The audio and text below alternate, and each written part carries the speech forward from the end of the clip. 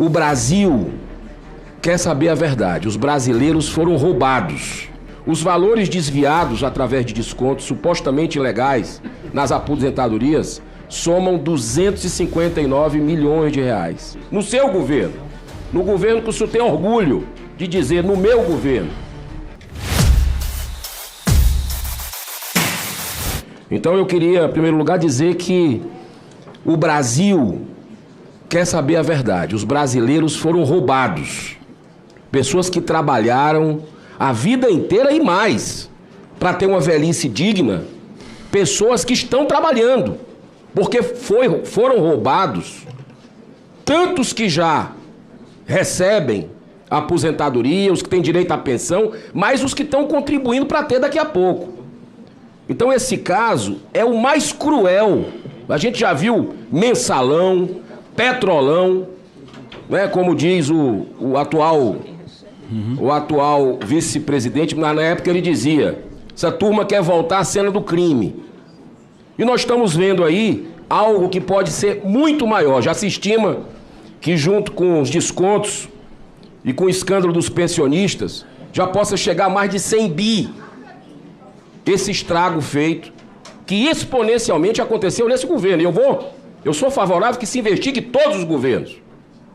Eu acho que nós temos o dever de fazer essa CPMI, assinei e espero que na próxima semana o presidente dessa casa, que estava viajando com Lula e deu uma esfriada a esse assunto nessa semana, que a gente possa colocar em votação. Mas eu quero perguntar uma coisa para o senhor. O senador Sérgio Moro foi aqui, de uma certa forma, questionado pelo senhor, que veio aqui para responder. E no governo que ele fazia parte, governo anterior, houve aqui um projeto de lei de conversão número 11 de 2019 para endurecer. Foi uma medida do governo anterior para endurecer exatamente o controle, a fiscalização para evitar fraudes. E eu não sei se o senhor tem conhecimento da votação. A votação foi 55-12 para endurecer. Os 12, a população vai atrás para ver quem foi que votou contra. Muitos estão nessa sala, inclusive. Importante que a verdade venha à tona, porque a coisa parece que lá de trás já existia má vontade por controle, para fiscalização disso. Eu quero dizer também o seguinte, que o governo Lula, se tivesse um pingo de consideração com os mais pobres e menos favorecidos, já começava desde já a juntar dois ministérios, o do Trabalho e da Previdência Social, e deixar de gastar. Gastar com viagem, gastar com vingança, como estão acostumados a fazer com os adversários políticos, e devia aproveitar e fazer o dever de casa. Eu estive na sua terra, senhor Volney, semana passada, fui convidado pelos vereadores Felipe Alecrim e Eduardo Moura, e fiquei impactado com o que eu ouvi dos pernambucanos. Estão estarrecidos com esse escândalo, e como o ministro Lupe já caiu fora desse barco que está afundando, que não se sustenta, pela sua história, que eu andei pesquisando, acho que o senhor devia cair fora também enquanto é tempo. Porque isso aqui, e eu vou insistir na pergunta do senador Sérgio Moro, que o senhor não respondeu, sobre junho de 2023, ou seja, no primeiro semestre do governo Lula, quando a conselheira Galete alertou formalmente sobre as frases, eu pergunto ao senhor, o senhor considera aceitável ter ignorado um alerta formal sobre o esquema fraudulento contra os idosos? O senhor considera aceitável? Porque o senhor assinou a ata da reunião, o senhor estava lá. E um detalhe, senador Sérgio Moro, o ministro Lupe disse que não aceitou discutir naquela reunião, mas se comprometeu a colocar na próxima, na ata da próxima, e não colocou. E o senhor pediu para colocar? Queria lhe fazer essa pergunta. Senador Girão, Primeiro eu quero dizer que quando me alongo nas respostas é com a finalidade não de fugir das perguntas, mas sim de detalhar as respostas. Veja, não era atribuição minha discutir qual é a pauta do Conselho Nacional de Previdência Social. Quem define a pauta do presidente social é o ministro. O secretário executivo não tem competência para agir nisso, eu já expliquei e volto a dizer. Tá, eu lhe pergunto aqui, mesmo não sendo a sua responsabilidade direta, mas o senhor era o secretário executivo. O senhor lembrou ao ministro Lupe que ele se comprometeu de colocar na próxima pauta? O senhor, que é funcionário público de confiança,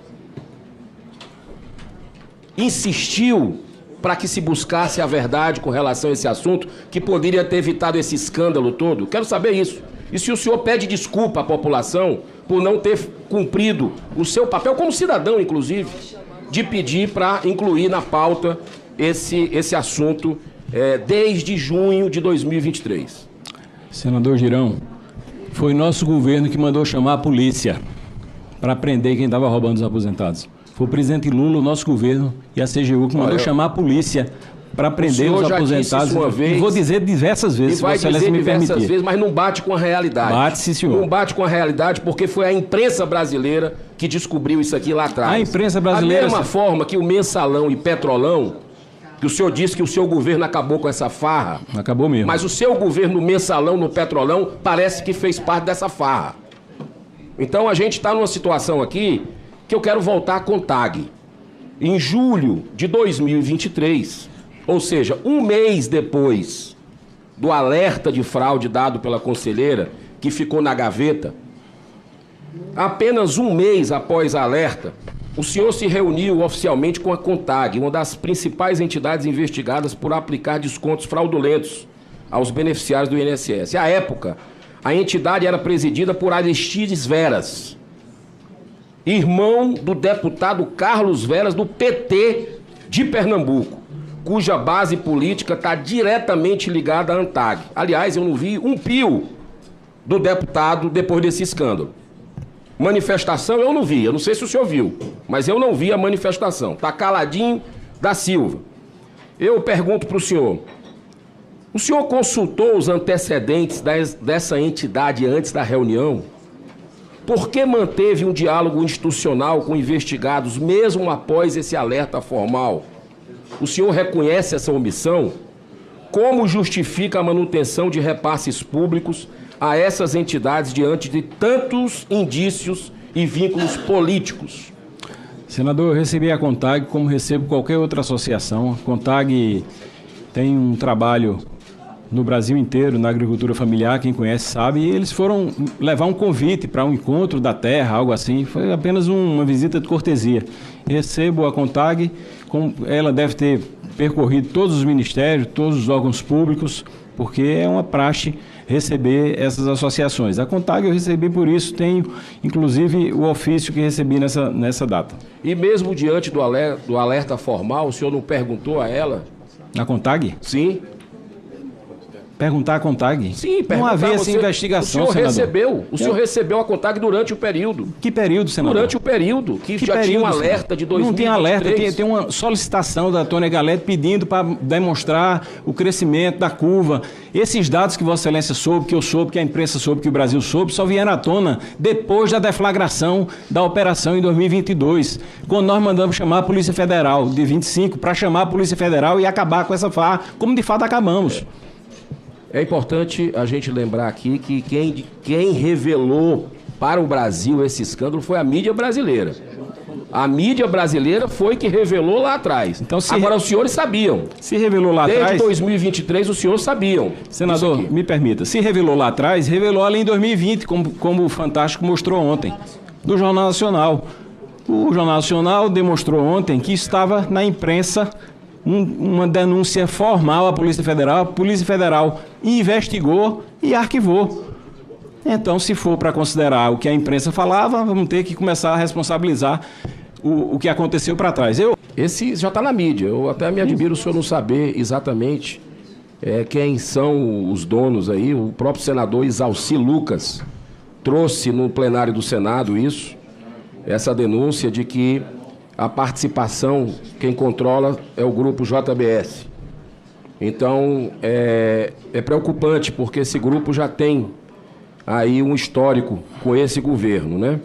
Eu digo o seguinte, entre as entidades citadas pela Polícia Federal e pela Controladoria Geral da União, o Sindicato Nacional dos Aposentados e Pensionistas Idosos, o Sindinap, se destaca por estar sob a liderança de José Ferreira da Silva, irmão do presidente Luiz Inácio Lula da Silva, mais conhecido como Frei Chico. Ocupa desde agosto de 2023 o cargo de vice-presidente desse sindicato e teve sua entrada na diretoria da entidade, articulada diretamente pelo Lula. De acordo com as investigações da Polícia Federal, o Sindinap aparece como a terceira entidade, atenção, senadores, senadoras.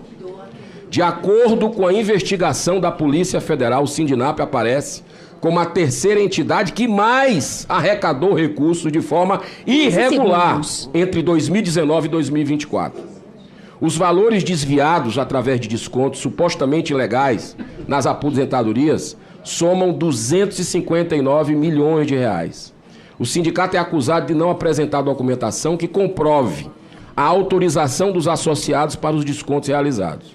A falta de transparência nos processos internos e a ausência de comprovações documentais colocam a entidade no centro das atenções das autoridades. O senhor, pergunta direta aqui para o senhor já manteve contato com o Frei Chico? Não conheço. Não teve nenhum tipo de contato com ele? Não sabendo que se tratava dele. Ah, então o senhor teve, só não sabia que se tratava dele? Não sabendo que se tratava dele. Posso ter cruzado na rua, no supermercado, numa farmácia, Sim. Posso ter cumprimentado. Mas não sabia que era irmão do Lula? Não conheço. Tá. Mesmo com essa suspeita de 259 milhões de reais da AGU, a AGU não teve a coragem de pedir o bloqueio de bens. Agora, mesmo diante desse escândalo, a AGU não teve a coragem de pedir o bloqueio de bens dessa entidade.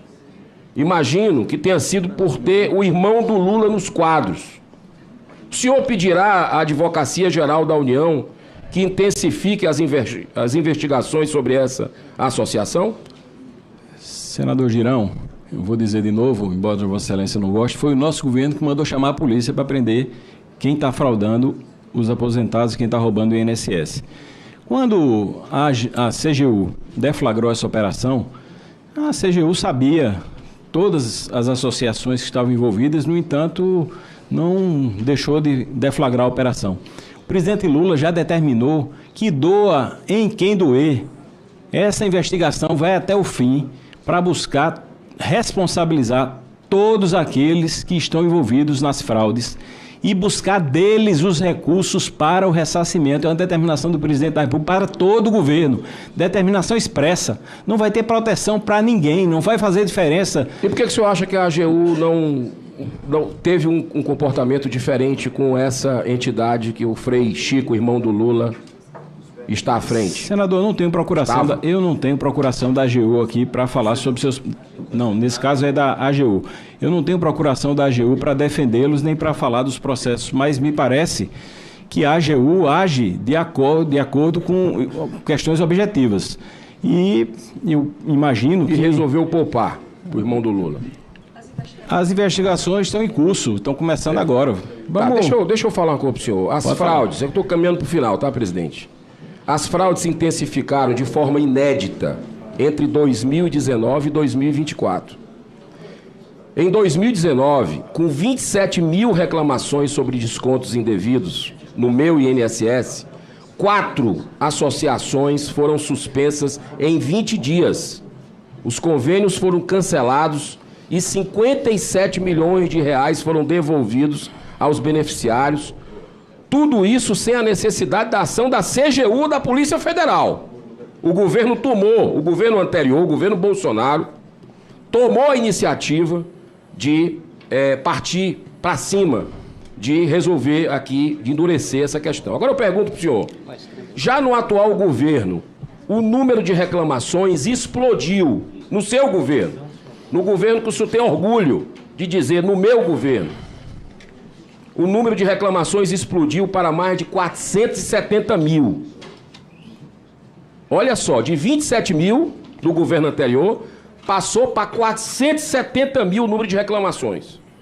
Mesmo assim, o Ministério da Previdência ignorou alertas formais de conselheiros, auditorias da CGU e investigações da Polícia Federal, mantendo os convênios ativos com as entidades suspeitas. Eu pergunto para o senhor se considera isento, totalmente isento, de responsabilidade por essa omissão? Senador, é importante dizer que esses dados só foram tornados públicos a partir da deflagração da operação. Ninguém conhecia anteriormente o tamanho, a monta dessas fraudes. Portanto, isso só se tornou público depois da operação. Aquela velha história, a gente não sabia de nada, né? Antes disso, nós recebíamos as informações do INSS. O INSS é um organismo que tem autonomia, ele tem corregedoria, ele tem sistema de controle interno.